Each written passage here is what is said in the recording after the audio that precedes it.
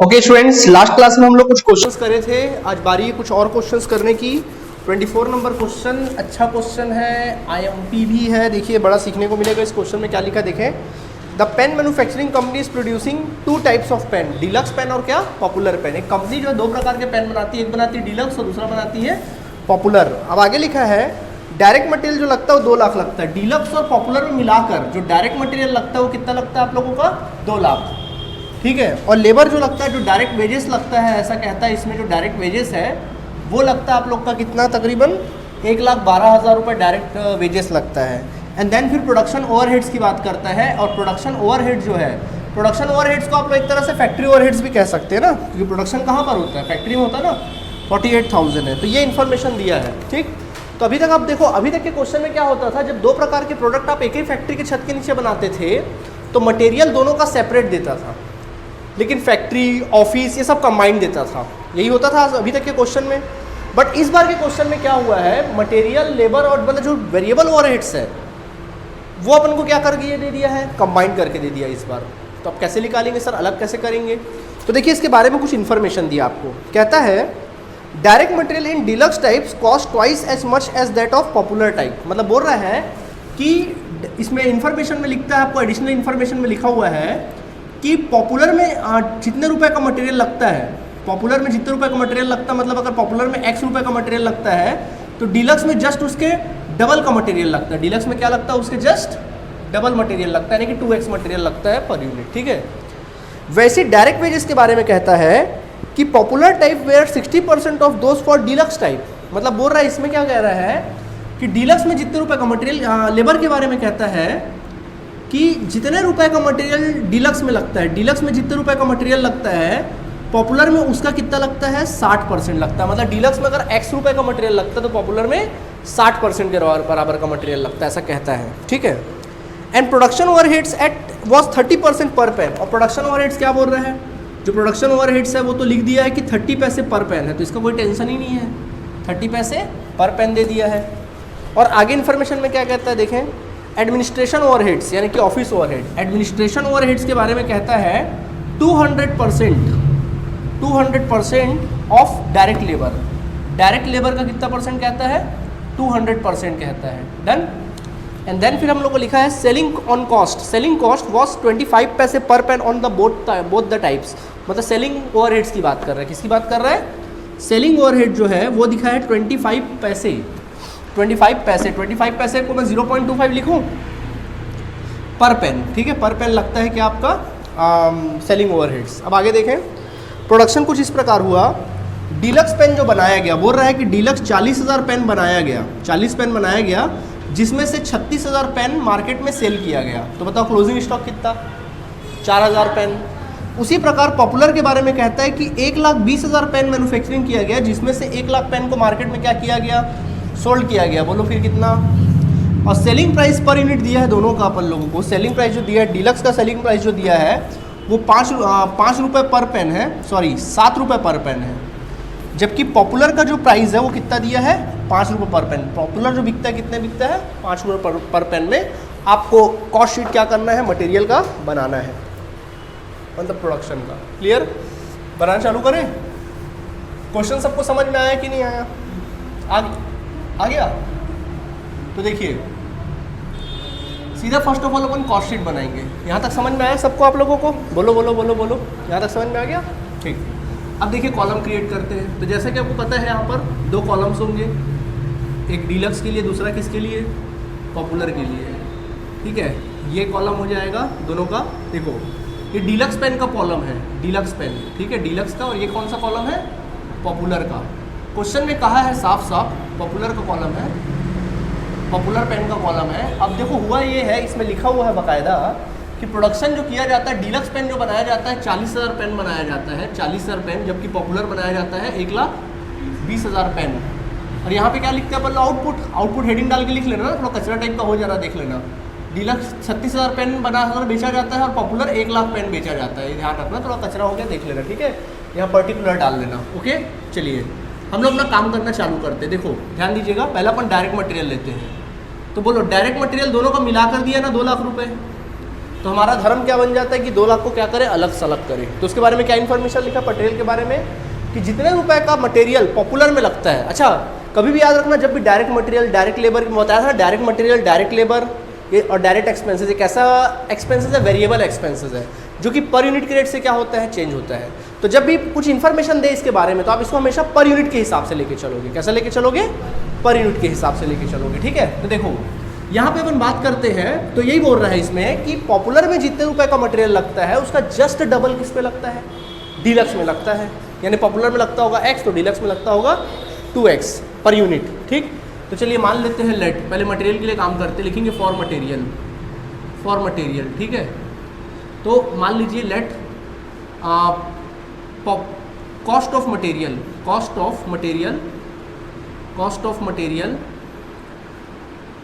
Of popular पर pen, यानी कि x रुपये क्या लिखेंगे पर पेन, एक पेन पे कितना x रुपये। Then cost of material on deluxe, तो डीलक्स पे कितना लगेगा 2x रुपीज़ पर पेन, एक पेन का कितना 2x। फ्रॉम क्वेश्चन, जैसा क्वेश्चन ने बोला वैसा करो, ठीक है।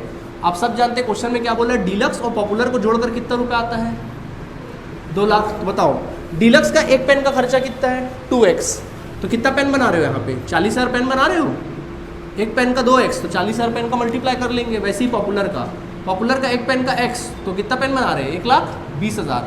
सॉल्व करो कितना 2 लाख रुपए, तो सॉल्व करो कितना आ जाएगा 80,000 x प्लस 2 लाख x, ठीक है।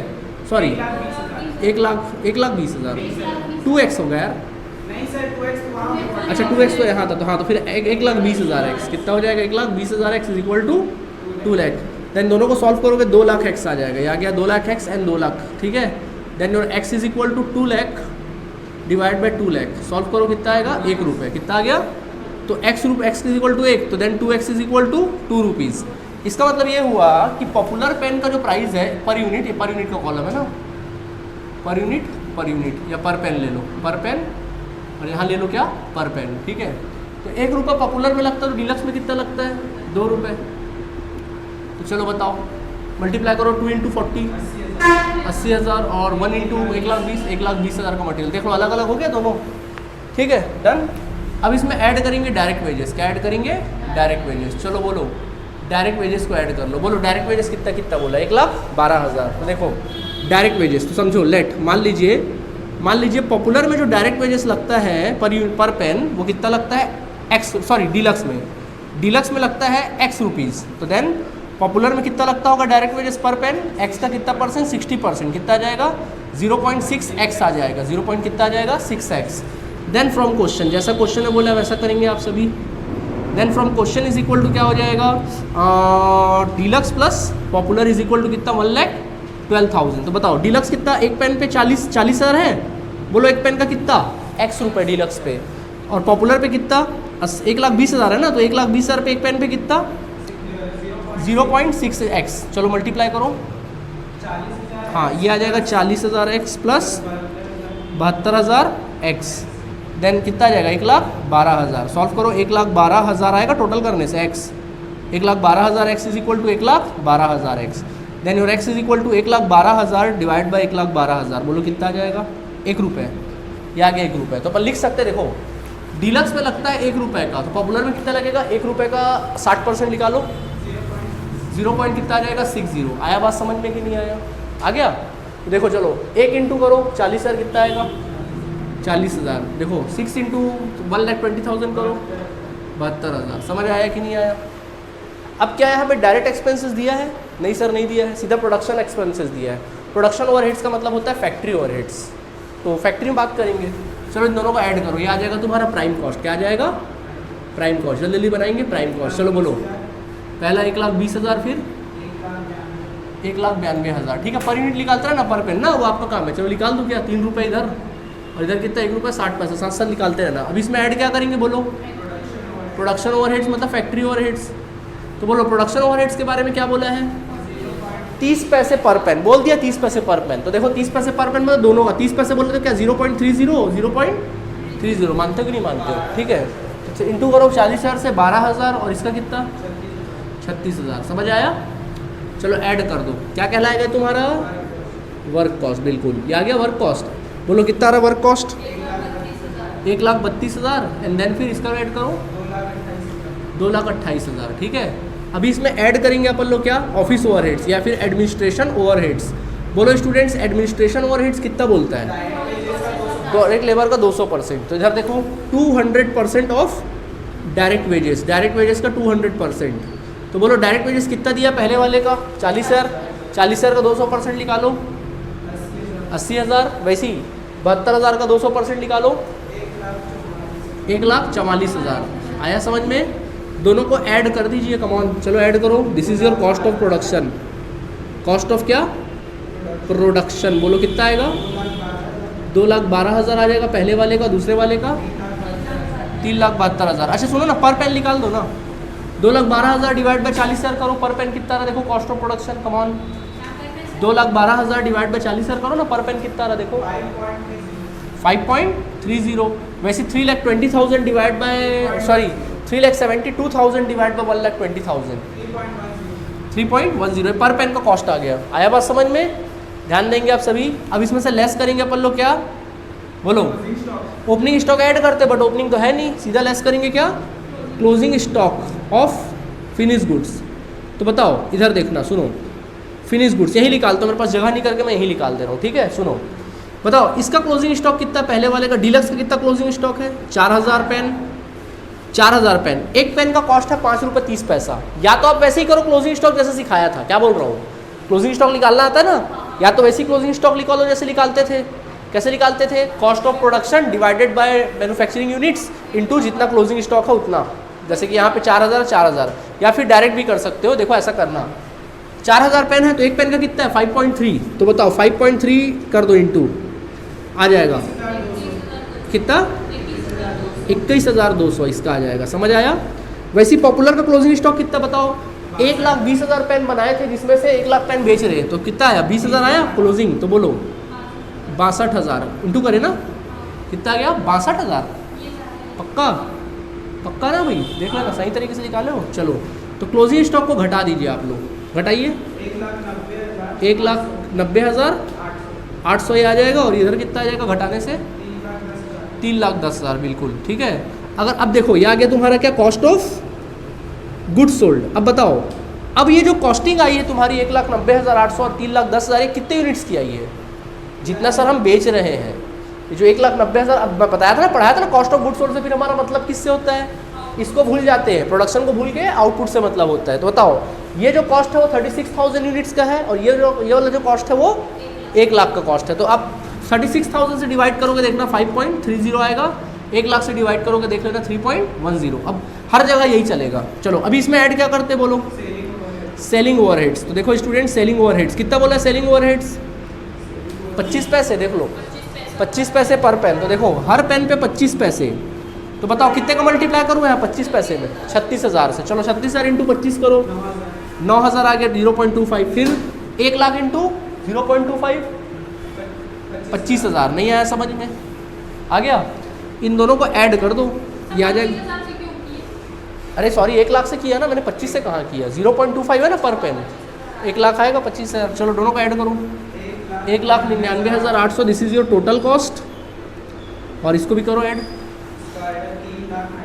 3,35,000 ठीक है। कॉस्ट निकाल लो, इसको जोड़ो,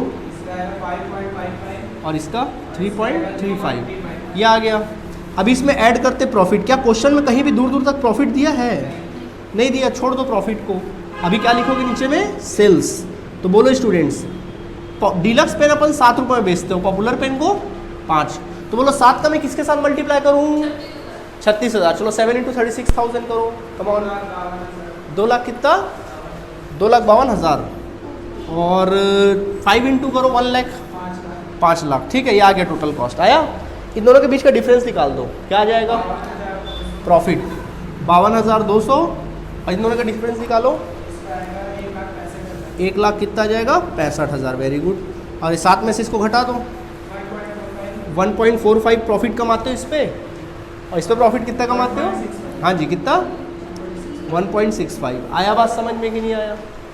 तो ये हमारा आंसर आया तुम्हारा कॉस्ट का। कैसा लगा ये क्वेश्चन चैप्टर? सेम इससे रिलेटेड एक एग्जाम्पल है, उसको बनाइएगा, बिल्कुल सिंपल सेम ऐसी। कोई दिक्कत? कुछ पूछना है यहाँ तक? ओके, नोट करें जल्दी से।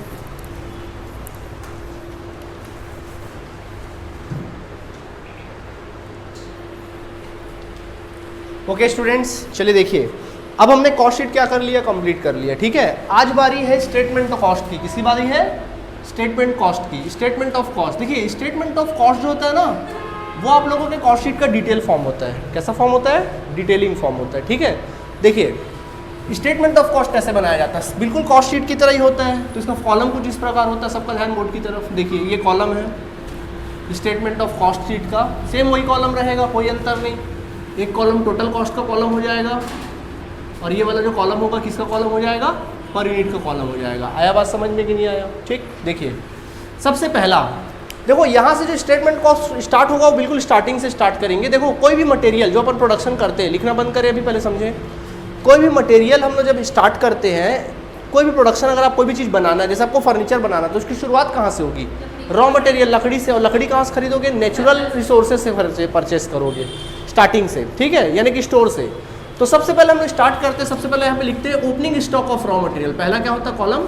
Opening stock of raw material. अच्छे समझना, opening stock of raw material, इसको स्टेटमेंट ऑफ कॉस्ट बोलते हैं, इसको opening stock of raw material, ये लिख लेते हैं। अब इसमें ऐड करते हैं परचेस ऑफ रॉ मटेरियल। अगर आपने साल के दौरान किसी प्रकार का परचेस किया, परचेस ऑफ क्या?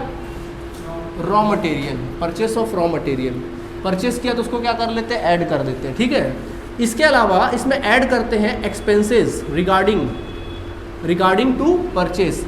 अगर परचेस से रिलेटेड अगर आपने किसी प्रकार का एक्सपेंसेस किया है, लाइक कैरेज, जैसे कैरेज भाड़ा वाड़ा दिया है, या फिर किसी प्रकार का इंपोर्ट ड्यूटी दिया हुआ है, ठीक है, या कोई भी किसी प्रकार का अगर आपने परचेस से रिलेटेड खर्चा किया है, तो उस खर्चे को अपन क्या कर देते हैं? ऐड कर देते हैं। समझ में आया कि नहीं आया? ठीक, अब इसमें से लेस करते हैं अपन लोग closing stock of raw material. क्या लेस करेंगे? Closing stock of raw material. तो रॉ मटेरियल का जो क्लोजिंग स्टॉक होगा उसको अपन लोग क्या कर लेंगे? लेस कर लेंगे। समझ में आ गया? ठीक है, ओके। और इसमें से उन चीज़ों को लेस करेंगे जो कि प्रोडक्शन में काम नहीं आया है, कुछ अदर चीज़ में, मतलब एक प्रकार से material used in other work, material used in other work, किसी अदर वर्क में मटेरियल यूज हुआ। जैसे कई बार लकड़ी अपन क्या करते हैं? जलाने के लिए क्या कर लेते हैं? यूज़ कर लेते हैं अदर वर्क के लिए, या अपन खाली रॉ मटेरियल क्या कर देते हैं? सेल कर देते हैं रॉ मटेरियल, प्रोडक्शन में अपन उसको आगे ट्रांसफर नहीं करते। तो वैसा समझ में आ गया? इवन सेल्स रिटर्न भी है तो उसको भी माइनस कर देंगे यहाँ पे, है ना। जो मतलब कहने का मतलब ये कि रॉ मटेरियल जो मटेरियल यूज़ नहीं हो रहा उसको अपन घटा देते हैं, जैसे closing stock of raw material and material used in other work. कोई अदर वर्क में मटेरियल यूज़ हुआ होगा तो उसको अपन क्या कर देंगे? घटा देंगे। डन, ठीक है। इसको घटाने के बाद जो तुम्हारा आएगा वो कहलाएगा तुम्हारा रॉ मटेरियल कंज्यूम। क्या आ जाएगा? रॉ मटेरियल कंज्यूम आ जाएगा। यही वो चीज़ है जिसको अपन लोग कहते थे, याद करो, डायरेक्ट मटेरियल। इसी को अपन क्या कहते थे? Direct material. तो फिर डायरेक्ट मटेरियल से आप लोग पर यूनिट निकालना क्या कर दोगे? स्टार्ट कर दोगे। यहाँ तक आपको पर यूनिट नहीं निकालना है। पर यूनिट कहाँ से निकालना चालू करोगे? डायरेक्ट मटेरियल से निकालना चालू करोगे, जैसा हमेशा करते हो आप लोग। ठीक है, अब इसमें हमेशा की तरह क्या ऐड किया जाएगा? डायरेक्ट वेजेस या फिर direct labour, direct wages add करेंगे। ठीक है, फिर इसमें क्या ऐड किया जाता है? बोलो बोलो बोलो। डायरेक्ट एक्सपेंसेस, इसमें ऐड किया जाता है डायरेक्ट एक्सपेंसेस। तो जैसे ही डायरेक्ट एक्सपेंसेस ऐड करते तो माल का क्या आ जाता है? तुम्हारा प्राइम कॉस्ट आ जाता है। क्या आ जाता है? Prime cost. समझ में आ गया? जैसी माल बनकर तैयार होता है, अभी माल कहाँ पहुँचता है? फैक्ट्री पहुँचता है। ठीक है, जैसी फैक्ट्री में पहुँचेगा तो उसमें ऐड कर दिया जाएगा फैक्ट्री ओवरहेड्स। क्या ऐड करेंगे? फैक्ट्री ओवरहेड्स हम लोग ऐड कर देंगे। ठीक, तो ये हो गया हमारा ऐड फैक्ट्री ओवरहेड्स। मतलब फैक्ट्री के छत के नीचे जो जो खर्चे आएंगे वो सब खर्चों को अपन क्या कर देंगे? यहाँ पे ऐड कर देंगे। आया बात समझ में कि नहीं आया? ठीक, अब जैसी फैक्ट्री में पहुंचेंगे तो माल वहाँ पे एक तो मिलेगा। फैक्ट्री में जैसे अंदर घुसोगे तो दो प्रकार का माल, एक माल मिलेगा। जैसे आप फैक्ट्री में घुसोगे तो वहाँ पे क्या होगा? आधा अधूरा माल मिलेगा, वर्क इन प्रोग्रेस वाला। मतलब कुछ माल होगा, जैसे टेबल का बिजनेस कर रहे हो, फर्नीचर बना रहे हो, तो आधा अधूरा बना रहेगा माल, पूरा नहीं बना रहेगा, वर्क इन प्रोग्रेस वाला माल मिलेगा। तो उसमें अपन क्या करेंगे? फैक्ट्री के अंदर में क्या करेंगे? Opening stock of work in progress, short में लिखूँ चलेगा? वर्क इन प्रोग्रेस को अपन क्या कर लेंगे? ऐड कर लेंगे। उसमें से लेस करेंगे। क्या लेस करेंगे? Closing stock of work in progress. अगर closing stock of work in progress है तो उसको क्या कर लेना? लेस कर लेना। आया बात समझ में कि नहीं आया? ठीक, इसके अलावा एक और चीज़ आप लेस करेंगे and that is your sales of scrap. क्या? Sales of scrap. बोलोगे सर ये सेल्स ऑफ स्क्रैप क्या है? बिल्कुल, कबाड़ का मतलब क्या होता है? जब हम प्रोडक्शन करते हैं तो प्रोडक्शन करते करते एक आध माल, कुछ माल क्या हो जाता है? वेस्ट हो जाता है। एक नॉर्मल नेचर होता है कि वो क्या हो जाएगा? वेस्ट होगा, वो उड़ जाएगा, खराब हो जाएगा, होता है ऐसा। तो वैसे माल को अपन क्या करते हैं? बेच देते हैं। तो हमारा कॉस्ट उतने रुपये से क्या हो गया? कम हो गया। जैसे 1000 यूनिट्स बनाए उसमें से 10 यूनिट खराब हो गया, इतना खराब हुआ कि उसको अपन फिर से नया नहीं बना सकते थे, तो क्या कर दिए, उसको बेच दिए। कॉस्ट कम हो गया ना, लेस कर दो, क्या कर दो, लेस कर दो। पैसा आया, हाँ, तो कॉस्ट कम हो गया ना। कॉस्ट जहाँ जहाँ खर्चा कर रहे हो उसको जोड़ रहे हैं, और जहाँ जहाँ इनकम हो रहा है क्या कर रहे हैं, घटा दे रहे हैं। बात खत्म, ठीक है, दिमाग में बैठा है बात, ठीक। तो क्या हो जाएगा, इसमें ऐड करेंगे तो ये जो आएगा बच्चों क्या कहलाएगा, तुम्हारा वर्क कॉस्ट। क्या आ जाएगा, वर्क कॉस्ट आ जाएगा। डन। अब इसमें हम लोग ऐड क्या करते हैं बताओ, ऑफिस ओवरहेड्स, एडमिनिस्ट्रेशन, या फिर क्या करेंगे, ऑफिस ओवरहेड्स को हम लोग ऐड करेंगे। एडमिनिस्ट्रेशन ओवरहेड्स यानी कि ऑफिस ओवरहेड्स, एडमिनिस्ट्रेशन या फिर क्या, ऑफिस ओवरहेड ऐड करेंगे। जैसे ही ऐड करोगे क्या आएगा, बताओ बताओ बताओ, कॉस्ट ऑफ प्रोडक्शन। ठीक है, ओके, कॉस्ट ऑफ प्रोडक्शन आ जाएगा। अभी देखो मैं इसको आगे ही कंटिन्यू करूँगा ना, जगह नहीं, आगे कंटिन्यू करूँगा। चलो आगे कंटिन्यू करता हूँ मैं, ठीक। तो ये आ गया कॉस्ट ऑफ प्रोडक्शन, वही उसी को आगे कंटिन्यू करेंगे, कॉस्ट ऑफ प्रोडक्शन। तो देखो कॉस्ट ऑफ प्रोडक्शन आ जाएगा। अब इसमें ऐड क्या किया जाता है, बोलिए आप सभी, opening stock of finished goods, opening stock of finished goods add कर दो, और उसमें से लेस कर दीजिए आप लोग क्या, closing stock of finished goods. ठीक है, लेस कर दो। जैसे ही लेस करोगे तो जो आंसर आएगा वो क्या कहलाएगा, कॉस्ट ऑफ गुड्स सोल्ड। ये आ जाता है, पूरा स्टेटमेंट बन रहा है ना। अब इसमें ऐड क्या करते हैं, सेलिंग ओवरहेड्स। सेलिंग ओवरहेड्स को क्या कर दीजिए, ऐड कर दीजिए। ये आ जाएगा तुम्हारा क्या, हमेशा की तरह टोटल कॉस्ट आ जाएगा। एंड देन फिर इसमें ऐड करेंगे अपन लोग क्या, प्रॉफिट्स ऐड करेंगे, और जैसे ही आएगा तुम्हारा क्या कहलाएगा, तुम्हारा सेल्स। ये बनकर तैयार हो गया तुम्हारा स्टेटमेंट ऑफ कॉस्ट। तो स्टेटमेंट ऑफ कॉस्ट थोड़ा डिटेल में रहता है, कॉस्ट शीट थोड़ा शॉर्ट में रहता था, स्टेटमेंट ऑफ कॉस्ट थोड़ा डिटेल में।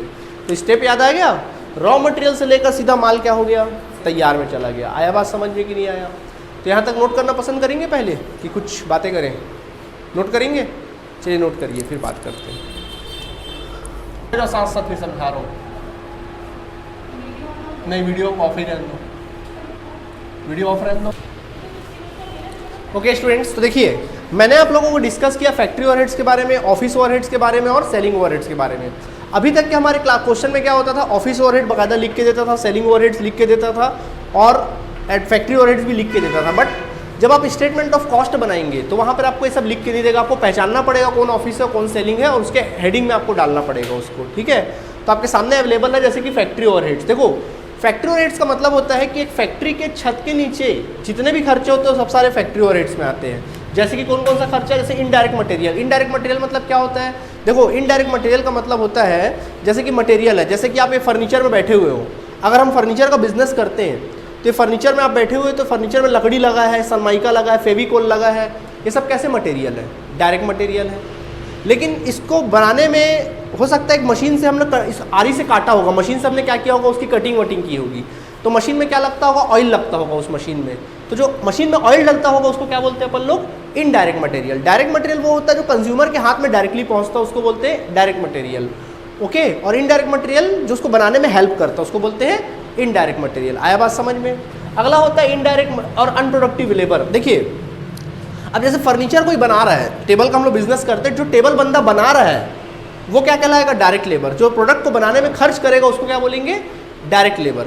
लेकिन उसको बनाने में हेल्प कर रहा, मान लो उस फैक्ट्री में सुपरवाइज कर रहा है, उस एरिया को क्या कर रहा है, वो सुपरवाइज कर रहा है, कोई सुपरवाइजर हमने बैठा रखा है, या मान लो फैक्ट्री का मैनेजर है जो पूरे फैक्ट्री को क्या कर रहा है, मैनेज कर रहा है, तो उसको क्या बोलेंगे अपन लोग, अनप्रोडक्टिव लेबर। क्या बोलेंगे, अनडायरेक्ट लेबर या फिर अनप्रोडक्टिव लेबर। वैसे ही रेंट एंड टैक्सेस, ये रेंट एंड टैक्सेस मतलब किसका, फैक्ट्री का कहने का मतलब है किसका, ये rent and taxes of factory लिखा रहेगा तो ही आप लोग लेंगे यहाँ पे। Insurance of factory, lighting and power of factory, समझ गए, फ्यूल ऑफ फैक्ट्री, फ्यूल लगता है ना फैक्ट्री में। ओके, लूज टूल्स मतलब छोटे मोटे पाना पेंचकस वगैरह। सैलरी ऑफ फैक्ट्री मैनेजर एक प्रकार से बोल सकते हैं, सैलरी ऑफ फैक्ट्री वर्कर्स बोल सकते हैं, सैलरी ऑफ फैक्ट्री वर्कर्स के सैलरी।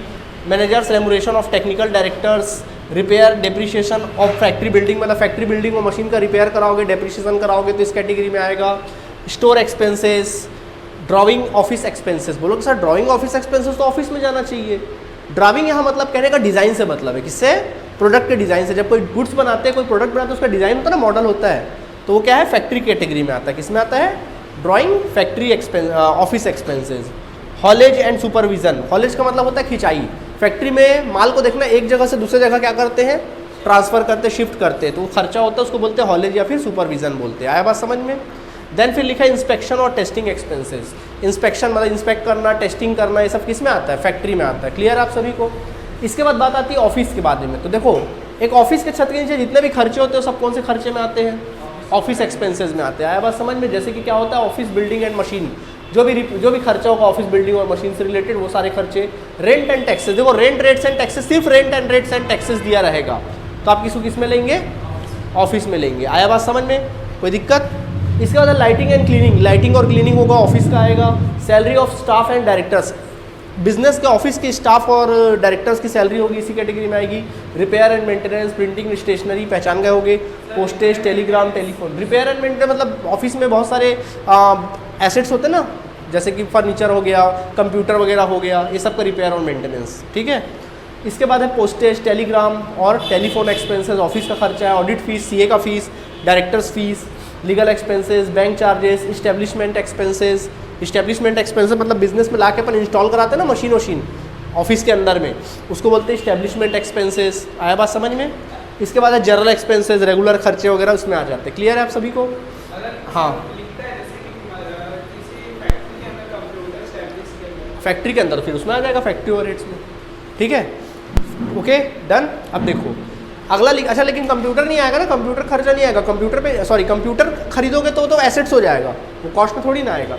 कंप्यूटर पे कोई खर्चा करोगे, डेप्रिसिएशन लगाओगे, वो आएगा ना, ध्यान रहे। अब देखो selling and distribution expenses. Selling and distribution expenses का मतलब क्या होता है, सेलिंग एंड डिस्ट्रीब्यूशन मतलब सेलिंग छत के नीचे, एक शोरूम के छत के नीचे जो खर्चे आते हैं, सेलिंग डिपार्टमेंट के खर्चे। किसके खर्चे, सेलिंग डिपार्टमेंट। जैसे कि expenses of sales office, sales office में जो खर्चा होगा वो इसमें इस कैटेगरी में आएगा। Salary and commission of sales manager and representative, आपके सेल्स मैनेजर या रिप्रेजेंटेटिव है या फिर सेल्समैन वगैरह है, उनकी सैलरी या कमीशन दी हो तो इस कैटेगरी में आएगा। ट्रैवलिंग एक्सपेंसेस, लगातार अपन क्या करते रहते हैं, ट्रैवल करते रहते हैं, उसकी खर्चे। एडवर्टाइजमेंट और बैड डेप्थ, पैसा डूब जाना, ये भी किस में आएगा, सेलिंग के खर्चे में आएगा। इसके अलावा लिखा है शोरूम एक्सपेंसेस और एग्जीबिशन एक्सपेंसेस, समझ में आ गया। एंड देन सैंपल और गिफ्ट या सैंपल दोगे तो भी इस कैटेगरी में आएगा, एडवर्टाइजमेंट में ही आता है। डिसअलाउड लिख दिया क्या मैंने, डिस्काउंट लिखना उसको आप लोग, डिस्काउंट अलाउड। देखिए अगर क्वेश्चन में डिस्काउंट अलाउड लिखा रहेगा तो ले लेना, ठीक है। लेकिन क्वेश्चन में अगर कैश डिस्काउंट लिखा है, क्या लिखा है, सिर्फ लिखा है कैश डिस्काउंट, तो उसको कभी मत लेना। हाँ, लेकिन अगर उसके साथ लिखा है कैश डिस्काउंट अलाउड लिखा है तो फिर उसको क्या कर लेंगे, ले लेंगे। वहाँ मतलब डिस्काउंट के साथ अलाउड वर्ड लिखना बहुत जरूरी है। सिर्फ डिस्काउंट लिखा है तो भी ले लेना, डिस्काउंट अलाउड लिखा है या कैश डिस्काउंट अलाउड लिखा है तो भी ले लेना। लेकिन अगर कैश डिस्काउंट लिखा है, क्वेश्चन में क्या लिखा है, सिर्फ कैश डिस्काउंट लिखा है, तो फिर उसको आप लोग क्या करना, कॉस्ट में शामिल मत करना। आया बात समझ में। क्योंकि वो कैश डिस्काउंट ऐसा होता है कि पैसा जल्दी से जल्दी वसूली के लिए दिया जाता है, वो तो कलेक्शन चार्जेस है एक तरह सा, वो इस कैटेगरी में नहीं आएगा। समझ में आया। Okay. And then carriage outward, carriage outward का मतलब क्या होता है, कैरेज पर भाड़ा देना, बेचने पर भाड़ा देना। पैकिंग एक्सपेंसेस, पैकिंग का खर्चा वर्चा क्या करना, पे करना, इस कैटेगरी में आता है, ठीक है। तो अब आपका काम क्या है, आपका काम कुछ नहीं है, मुश्किल से ना इसके एक दो सारे क्वेश्चन मत बनाना, एक दो क्वेश्चन बनाना ताकि प्रैक्टिस हो जाए। तो आपके बुक का एग्जाम्पल होगा, अभी इस पर आपको टिक लगा दूंगा, स्टेटमेंट ऑफ कॉस्ट का एग्जाम्पल्स होंगे इससे रिलेटेड, तो उसको आप बनाइएगा तो आपको दिमाग में क्या हो जाएगा, अच्छे से बैठ जाएगा, ठीक है। और इसके एक दो क्वेश्चन कंप्लीट करके फिर चैप्टर को अपन लोग बाय बाय कहेंगे कल के क्लास में। ओके, तो इसको अच्छे से दिमाग में बैठा ले, पढ़ ले। Okay, thank you.